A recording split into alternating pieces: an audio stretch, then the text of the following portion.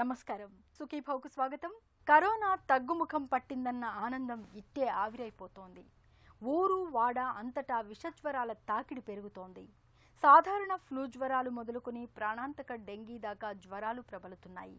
తీవ్రమైన జ్వరం, ఒళ్ళు నొప్పులు, తలనొప్పి తదితర లక్షణాలన్నీ కరోనా ఇన్ఫెక్షన్లోనూ ఉండడంతో తమకు వచ్చింది మామూలు జ్వరమేనా లేక కరోనా జ్వరమా అన్న సంశయంతో చాలామంది సతమతమవుతున్నారు. అయితే సకాలంలో సత్వరమే వైద్యం తీసుకోగలిగితే ఈ విషజ్వరాల బారి నుంచి చాలా తేలిగ్గానే బయటపడొచ్చని చెప్తున్నారు డాక్టర్లు. వణికిస్తోన్న విషజ్వరాలకు కారణాలు, పరిష్కార మార్గాల గురించి ఇప్పుడు తెలుసుకుందాం.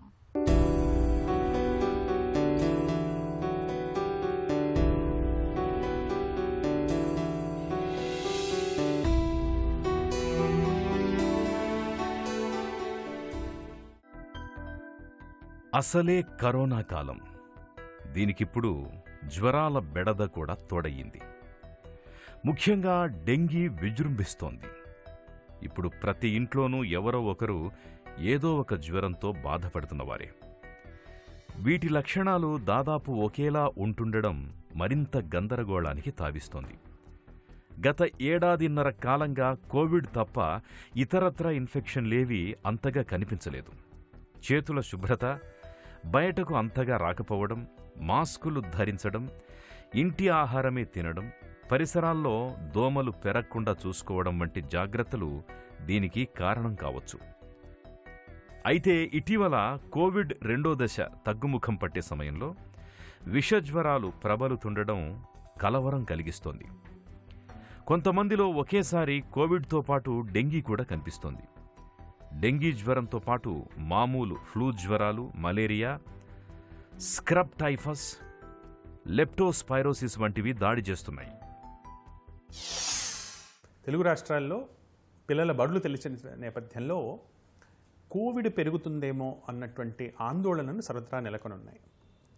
దీంతోపాటు వ్యాక్సినేషన్ ప్రోగ్రాం కూడా మనకి ఉధృతంగా నడుస్తుండటం, సో చాలామంది వ్యాక్సిన్ తీసుకొని ఉండటం, లేదా ఇంతకుముందే కోవిడ్ వచ్చి ఉండటం ఒక ఎత్తున ఒకవైపు ఉంటే, రెండవది ఇప్పటిదాకా అసలు వ్యాక్సిన్ తీసుకున్నటువంటి గ్రూప్ అంటే పిల్లలు, కాలేజ్కి వెళ్ళే పిల్లలు, స్కూల్ పిల్లలు, వీళ్ళు ఎక్కువగా ఇప్పుడు బయటికి రావటం, స్కూల్స్కి వెళ్ళటం, ఇటువంటి నేపథ్యంలో సెప్టెంబర్ 2వ వారం నాటికి కోవిడ్ కేసెస్ పెరిగినట్టు ఎక్కడ కూడా మనకి ఏ దాఖలాలు మనకు కనబడట్లేదు.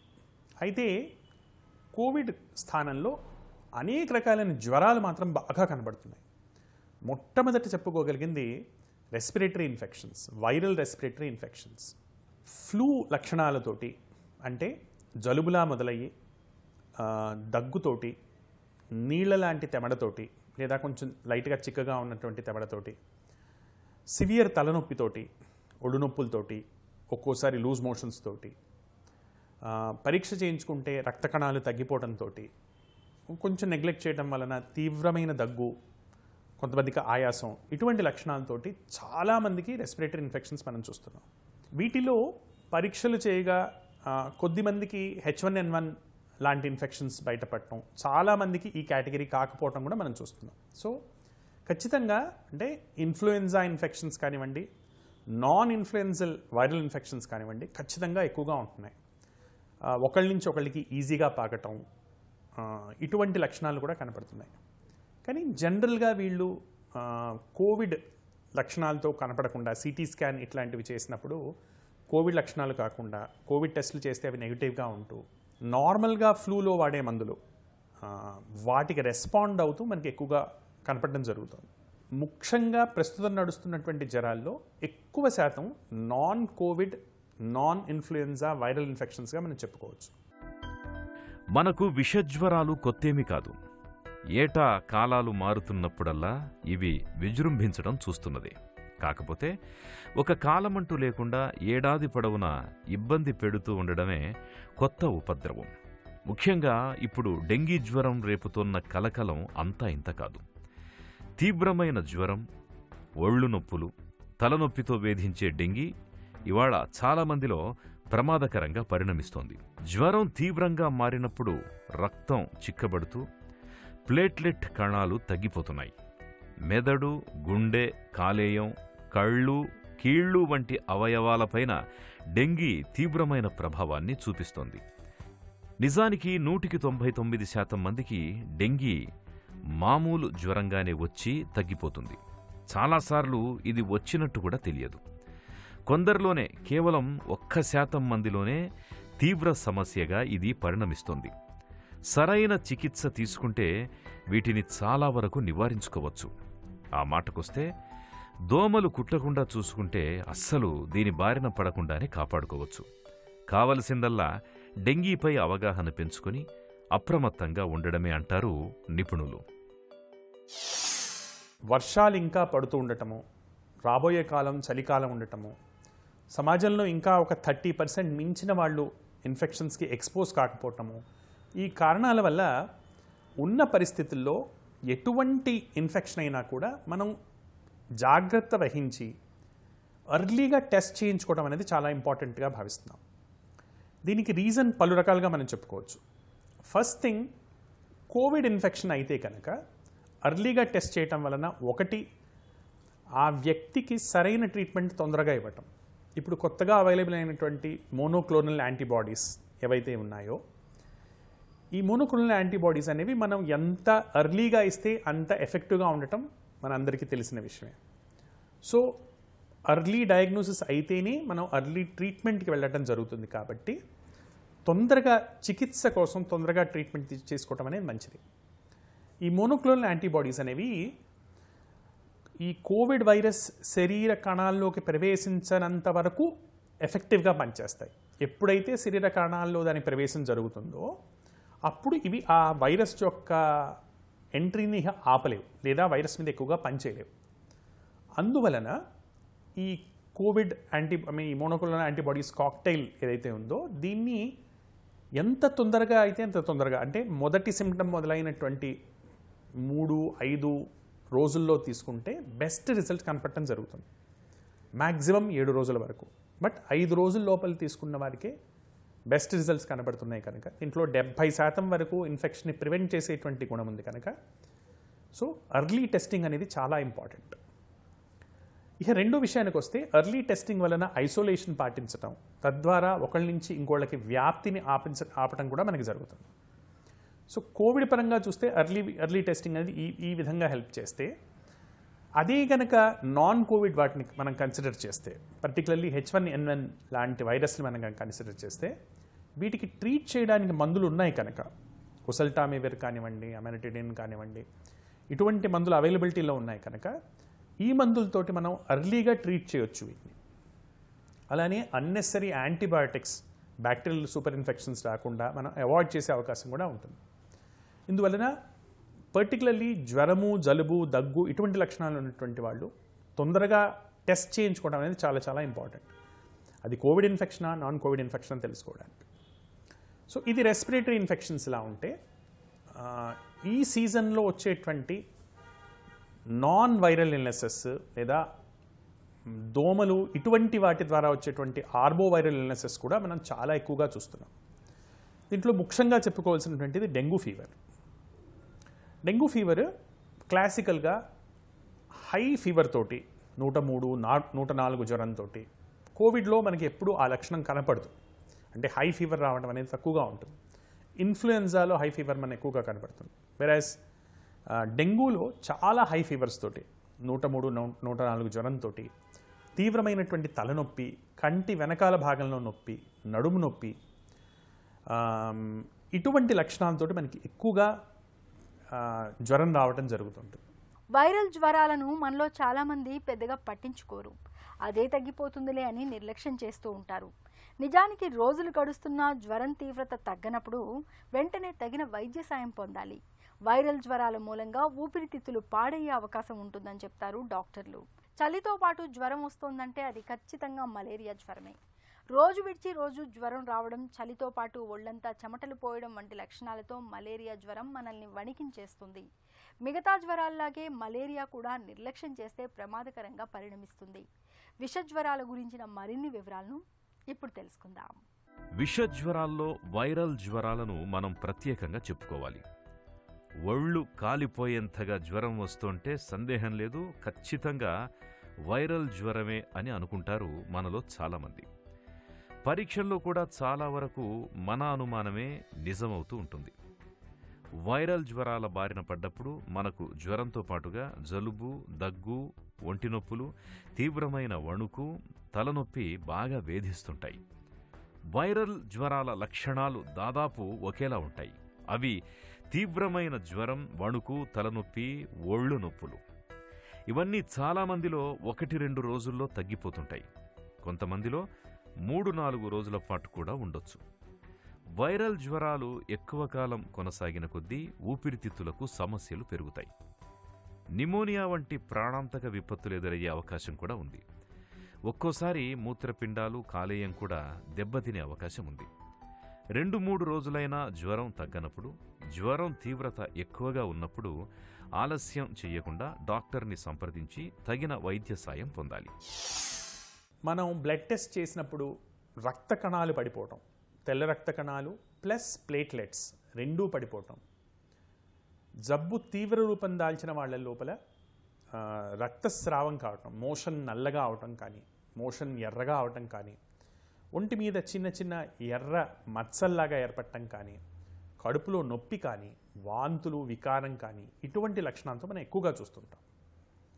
సో ఈ లక్షణాలతో కనపడుతున్నప్పుడు హై ఫీవర్, తలనొప్పి, ఒళ్ళు నొప్పులు, నడుము నొప్పి, కడుపు నొప్పి, మోషన్లో అప్పుడప్పుడు రక్తం పట్టడం కానీ, ఎర్ర మచ్చలు కానీ కనపడుతున్న వాళ్ళు ఖచ్చితంగా మనం డెంగ్యూ టెస్టింగ్ చేయించుకోవటం, మొదటి జ్వరం ఉన్నప్పుడైతే కనుక NS1 యాంటీజెన్ లాంటి పరీక్షలు, జ్వరం తగ్గిన తర్వాత అప్పుడు యాంటీబాడీస్ లాంటి పరీక్షలు చేయించుకోవటం, అలానే హీమోగ్రామ్ లేదా CBP ద్వారా రక్త కణాలు ఎలా ఉన్నాయి, LFTs ఎలా ఉన్నాయి, ఇటువంటి పరీక్షల ద్వారా మనం వీటిని తేలిగ్గా గుర్తుపట్టవచ్చు. దీంట్లో సపోర్టివ్ ట్రీట్మెంట్ అవసరం కనుక, ప్లేట్లెట్స్ బాగా పడిపోయిన వాళ్ళకి సపోర్టివ్ ట్రీట్మెంట్ అవసరం కనుక, అవసరమైనటువంటి వాళ్ళు మాత్రమే హాస్పిటల్లో అడ్మిట్ అయ్యి దానికి సంబంధించినటువంటి సపోర్టివ్ మెడికేషన్స్ వాడటం జరిగితే మంచిది. మూడో ఇన్ఫెక్షన్ మనం చూస్తుంది చికెన్ గున్యా లాంటి జ్వరాలు. సో దోమ కరిచినటువంటి కొన్ని రోజుల్లో చలితో మొదలైనటువంటి జ్వరం కానీ, చలి లేకుండా తీవ్రమైనటువంటి జ్వరము, ఇది కూడా తలనొప్పి, ఒళ్ళు నొప్పులు, ఇటువంటి వాటితో మొదలై సివియర్ కీళ్ళ నొప్పులతోటి చాలామందికి లేవలేనంత నొప్పుల్ని తీసుకొచ్చేటువంటి విధానంగా జ్వరాలను కూడా మనం చూస్తున్నాం. సో దీన్ని కూడా మనం డయాగ్నోస్ చేయడానికి సింపుల్గా ఉన్నటువంటి CBP, అలానే దాంతోపాటు లివర్ ఫంక్షన్ టెస్ట్లు కానివ్వండి, కొన్ని తేలికపాటి టెస్ట్లు ద్వారా దీన్ని మనం డయాగ్నోస్ చేయొచ్చు. దీనికి కూడా సిమ్టమాటిక్ మెడిసిన్స్ ద్వారా దీన్ని కంట్రోల్ చేసుకోవచ్చు. సో ఈ ప్రస్తుత కాలంలో కోవిడ్ కాకుండా మనం ముఖ్యంగా చూస్తున్నటువంటి జ్వరాలు ఇవి. అంటే మెయిన్గా రెస్పిరేటరీ వైరల్ ఇన్ఫెక్షన్స్ కానివ్వండి, డెంగ్యూ లాంటి ఇన్ఫెక్షన్స్ కానివ్వండి, చికెన్ గున్యా లాంటి ఇన్ఫెక్షన్స్ కానివ్వండి, మనం ఎక్కువగా చూస్తున్నాం. ప్రజారోగ్యాన్ని ప్రమాదంలోకి నెట్టే విషజ్వరాల్లో డెంగీ తరువాతి స్థానం మలేరియాదే. ప్లాస్మోడియం వైవాక్స్, ప్లాస్మోడియం పాల్సిఫారం అనే వైరస్ మూలంగా మలేరియా జ్వరం వస్తుంది. సాధారణంగా జ్వరం కొద్దిగా ఉండి ఒక్కసారిగా చలితో జ్వరం ప్రారంభమవుతుంది. మలేరియా ప్రారంభంలో శరీరం చల్లగానే ఉండి అకస్మాత్తుగా పొగలు గ్రక్కే వేడొచ్చేస్తుంది. చల్లని దశలో వణుకు మొదలవుతుంది. చలి, వణుకు ఉన్నప్పుడు జ్వరం 104 డిగ్రీల ఫారెన్హీట్ నుంచి 105 డిగ్రీల ఫారెన్హీట్కి పెరుగుతుంది. వణుకు, చలి, తలనొప్పి, కండరాల నొప్పులు తగ్గాక ఒళ్లంతా చెమటతో తడిసిపోతుంది. మలేరియాలో జ్వరం, చలి, తలనొప్పి అనేవి రోజు విడిచి రోజు కానీ 2 రోజులకు కానొస్తుంటాయి. మలేరియా జ్వరంలో నోరంతా చేదుగా ఉండి ఆహారం సహించకుండా ఉంటుంది. ఈ లక్షణాలు కనిపిస్తున్నప్పుడు ఆలస్యం చేయకుండా డాక్టర్ని సంప్రదించి మలేరియా జ్వర నిర్ధారణ పరీక్షలు చేయించుకోవాలి. సకాలంలో చికిత్స మొదలు పెడితే మలేరియా జ్వరం త్వరగానే తగ్గిపోతుంది. మొదటిది తలనొప్పి, ఒళ్ళు నొప్పులు ఎక్కువగా ఉన్నటువంటి సందర్భాల్లో డెంగ్యూలో ఆస్పిరిన్ కానివ్వండి, బ్రూఫెన్ కానివ్వండి, ఇటువంటి non steroidal anti inflammatory drugs అంటే పారాసెటమాల్, ట్రమెడాలు కాకుండా వాడేటువంటి ఇతర పెయిన్ కిల్లర్స్ వాడకూడదు అనేటువంటిది ఒక ముఖ్య విషయం. సో డెంగ్యూ అని ముందుగా తెలుసుకోవడం ద్వారా ఇటువంటి మందుల్ని వాడకుండా ఉండొచ్చు మనం, నెంబర్ 1. నెంబర్ 2 దాని వలన రక్త కణాలు ఇంకా పడిపోవటం కానీ, రక్త కణాలు పడిపోవడం వలన వచ్చేటువంటి దుష్ఫలితాలు కానీ వీటి బారిన మనం పడకుండా ఉండొచ్చు. రెండవది అన్నెసరీ యాంటీబయాటిక్స్ లేకుండా చూసుకోవటం. వైరల్ ఇన్ఫెక్షన్లో యాంటీబయాటిక్స్ అనేవి వాటికి రోల్ ఉండదు కనుక అన్నెసరీ యాంటీబయాటిక్స్ని అవాయిడ్ చేయడం కూడా రెండో గమనిక. మూడో గమనిక ఏంటంటే మొదటి నుంచి ఎర్లీ హైడ్రేషన్, అంటే మన ఆకలిని బట్టి, మన ఆరోగ్య పరిస్థితిని బట్టి తీసుకునేటువంటి ఫ్లూయిడ్స్, బట్ ఎక్కువగా ఫ్లూయిడ్స్ తీసుకోవటం అనేది చాలా ముఖ్యమైనటువంటి జాగ్రత్త డెంగ్యూ ఫీవర్ లోపల. నాలుగవది రెగ్యులర్గా మానిటర్ చేయించుకోవటం. ఇప్పుడు కొత్తగా వచ్చినటువంటి గైడ్లైన్స్లో మనం అందరికీ తెలియాల్సినటువంటి విషయం ఏంటంటే ఇంతకు ముందు రోజుల్లో డెంగ్యూకి రక్త కణాలు బాగా పడిపోతుంటే, అంటే 30,000 కన్నా తక్కువ పడిపోతున్నా కూడా, 50,000 కన్నా తక్కువ పడిపోయినా ప్లేట్లెట్ ట్రాన్స్ఫ్యూషన్ ఇచ్చినటువంటి సందర్భాలు అనేకంగా ఉన్నాయి. 10,000 కన్నా తక్కువగా ఉండే ఎవరిలో అయితే బ్లీడింగ్ అవుతున్నటువంటి లక్షణం కనబడుతోందో వాళ్ళలో మాత్రమే ప్లేట్లెట్ ట్రాన్స్ఫ్యూషన్ వలన, అంటే 10,000 కన్నా తక్కువగా ఉండి బ్లీడింగ్ అవుతున్న వాళ్ళలో మాత్రమే దాంతో ఉపయోగం ఉందని, మిగతా వాళ్ళకి అది అవసరం లేదు అనేటువంటి విషయం చాలా స్టడీస్లో తెలుస్తుంది. కనుక ముఖ్యంగా ఈ గైడ్ లైన్ని మనం పాటించడం మనం చేయొచ్చు. సో అనవసరమైనటువంటి ప్లేట్లెట్ ట్రాన్స్ఫ్యూషన్ అవాయిడ్ చేయడం అనేది కూడా ఒక ముఖ్యమైనటువంటి గమనిక. ప్రజారోగ్యాన్ని ప్రమాదంలోకి నెట్టే విషజ్వరాల ఉధృతికి ఎలా అడ్డుకట్ట వేయాలి? ప్రాణాంతక డెంగీని మోసుకొచ్చే దోమల్ని ఎలా అరికట్టాలి? జ్వరాల విషయంలో మనకు ఎలాంటి అవగాహన అవసరం? మొదలైన వివరాల గురించి ఇప్పుడు తెలుసుకుందాం. ప్రజారోగ్యాన్ని ప్రమాదంలోకి నెడుతోన్న విషజ్వరాలన్నింటిలోకి డెంగీ జ్వరమే ప్రాణాంతకం. డెంగీ సోకినప్పుడు జ్వరం చాలా తీవ్రంగా 105 డిగ్రీల వరకు కూడా రావచ్చు. తలనొప్పి, ఒళ్ళు నొప్పులు ఎక్కువగా ఉండొచ్చు. ఏ లక్షణాలతో జ్వరం వచ్చినా ఒకసారి వైద్యుణ్ణి సంప్రదించాలి. డెంగీ జ్వరమేమో తెలుసుకునేందుకు డెంగీ యాంటీజెన్ పరీక్ష NS1 చేయించుకుని నిర్ధారించుకోవడం అవసరం. ఈ పరీక్షలో జ్వరం వచ్చిన మొదటి రోజే అది డెంగీనో కాదో ఖచ్చితంగా నిర్ధారణ అయిపోతుంది. సాధారణంగా డెంగీ జ్వరం 2-3 రోజుల్లో తగ్గిపోతుంది. ఈ తగ్గిపోయే దశ చాలా కీలకం. ఒంటి మీద ఎర్రమచ్చలు రావడం, ప్లేట్లెట్లు పడిపోవడం, బీపీ తగ్గడం వంటివన్నీ ఆరంభమయ్యేది ఇప్పుడే. డెంగీలో ఇది ప్రమాదకరమైన దశ. కాబట్టి డెంగీలో జ్వరం ఉన్నప్పుడు కాదు, జ్వరం తగ్గుతున్నప్పుడే మరింత శ్రద్ధగా, అప్రమత్తంగా ఉండాలి. ఈ సమయంలో వైద్యుల సలహా పాటించడం, ఆసుపత్రుల్లో ఉండాలని సూచిస్తే ఉండడం ఉత్తమం. చలితో కూడుకున్నటువంటి జ్వరాల్లో రోజుకి ఒక టైంలో ఎక్కువగా వస్తుంది, వాంతులు, పచ్చని పసరు లాంటి దాంతో వాంతులు అవుతున్నాయి, ఇటువంటి లక్షణాలు కనిపించినప్పుడు మలేరియా టెస్టింగ్ చేయించుకోవటము, దానికోసం అవసరమైనటువంటి మందులు, ఫాల్స్పారమ్ మలేరియా అయితే కనుక వాడాల్సినటువంటి మందులు వేరేగా ఉండటము, వైవాక్స్ మలేరియా అయితే కనుక వాడాల్సినటువంటి మందులు ఎక్కువ వేరేగా ఉండటము, తద్వారా దాని ఎర్లీగా టెస్టింగ్ చేయించుకోవటం వలన దానికి కావాల్సినటువంటి సరైన మందులు వాడటము, అనవసరమైన మందులు అవాయిడ్ చేయటం కూడా మనం చేయగలిగినటువంటి విషయం. వర్షాకాలంలో వచ్చేటువంటి ఇన్ఫెక్షన్స్ మిగతా అన్ని సీజన్స్ కన్నా ఎక్కువగా ఉంటుంటాయి. సో వర్షాకాలంలో జ్వరాల్ని తప్పించుకోవడానికి మనం ముఖ్యంగా చేయగలిగినటువంటి పనులు ఏమిటి అంటే, ఫస్ట్ థింగ్ సరైనటువంటి ఆహారం.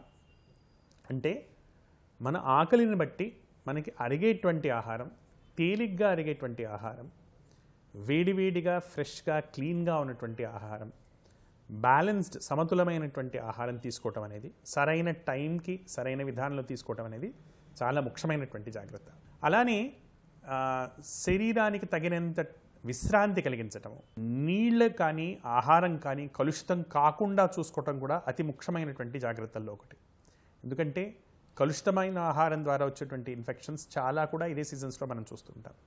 ముఖ్యంగా మంచినీళ్ళు కానీ, వేడి చేయనటువంటి పదార్థాలు కానివ్వండి, అంటే ఫర్ ఎగ్జాంపుల్ పానీపూరి లాంటి ఆహారాలు కావచ్చు, లేదా ఉడికించినటువంటి కూరగాయలతో చేసినటువంటి ఆహారాలు కావచ్చు, ఇడ్లీ దోశలో వాడేటువంటి చట్నీ లాంటి ఆహారాలు కావచ్చు, ఇటువంటి ఆహారాల వలన ఇన్ఫెక్షన్స్ వచ్చే ఛాన్సెస్ వర్షాకాలంలో ఎక్కువగా ఉంటాయి. అలానే బయటికి వెళ్ళే సందర్భాల్లో ఫుల్ హ్యాండ్స్ దుస్తులు ధరించటము, దోమల బారిన పడకుండా తీసుకోవాల్సినటువంటి జాగ్రత్తల్లో పర్టికులర్గా పగటిపూట అంటే సూర్యోదయం వేళలో, సూర్యాస్తమయం వేళలో దోమల విజృంభణ ఎక్కువగా ఉంటుంది కనుక అప్పుడు అవుట్డోర్స్ తగ్గించుకోవటము, వెళ్ళాల్సి వచ్చినప్పుడు మస్కిటో రిపెల్లెంట్స్ వాడటము, ఫుల్ హ్యాండ్స్ బట్టలు వేసుకోవటము, అలానే మన ఇంటి చుట్టుపక్కల పరిశుభ్రత, మన ఆహారపు అలవాట్లు, మనం బయటికి వెళ్ళేటప్పుడు జాగ్రత్తలు తీసుకోవటం వలన వర్షాకాలంలో వచ్చేటువంటి జ్వరాలు చాలా మటుకు మనం తగ్గించుకోగలిగిన వాళ్ళం అవుతాం. ప్రాణాంతకంగా పరిణమించే ఈ విషజ్వరాలను నివారించుకోవడానికి దోమల్ని అరికట్టడం ఒక్కటే మన ముందున్న పరిష్కార మార్గం. ఇంటి చుట్టూ పరిసరాల్లో నీరు నిల్వ లేకుండా చూడాలి. ఓవర్ హెడ్ ట్యాంకుల్లో వారానికి ఒకసారైనా నీటిని మారుస్తుండాలి. ఇంట్లో కానీ వరండాల్లో కానీ వాడకుండా వదిలేసిన కుండలు, గిన్నెల్లో నీరు లేకుండా చూసుకోవాలి. ఖాళీ పాత్రలను తప్పకుండా బోర్లించి ఉంచాలి. శరీరం నిండుగా దుస్తులు ధరించడం మేలు. కిటికీలకు తలుపులకు దోమతెరలు కట్టుకోవడం మంచిది. మస్కిటో కాయిల్స్, రిపెల్లెంట్స్, క్రీములు, లోషన్ల వంటి దోమ సంహారకాల సాయం తీసుకోవచ్చు. మలేరియా జ్వరాలు ప్రబలంగా ఉన్న ప్రాంతాలకు వెళ్లాల్సి వచ్చినప్పుడు డాక్టర్ సలహా మేరకు యాంటీ మలేరియా మందుల్ని వేసుకోవడం ఉత్తమం. జ్వరాల విషయంలో నిరంతర అప్రమత్తతే మనకు రక్ష. దోమలు కుట్టకుండా చూసుకోవాలి. ఇంటి చుట్టూ పరిసరాల్లో నిల్వ నీరు లేకుండా, దోమలు వృద్ధి చెందకుండా తగిన జాగ్రత్తలు తీసుకోవాలి. జ్వరం వచ్చినప్పుడు 2-3 రోజులైనా జ్వరం తీవ్రత తగ్గనప్పుడు ఆలస్యం చేయకుండా వెంటనే తగిన వైద్య సాయం పొందాలి. తిరిగి రేపటి సుఖీభవలో కలుసుకుందాం. సుఖీభవ కార్యక్రమానికి సంబంధించిన మీ విలువైన సూచనలు, సలహాలను వెంటనే మాకు రాయండి. మా చిరునామా Sukhibhava, ETV, Ramoji film city, Hyderabad 501512 లేదా sukhibhava@etv.co.in కు ఈమెయిల్ చేయండి.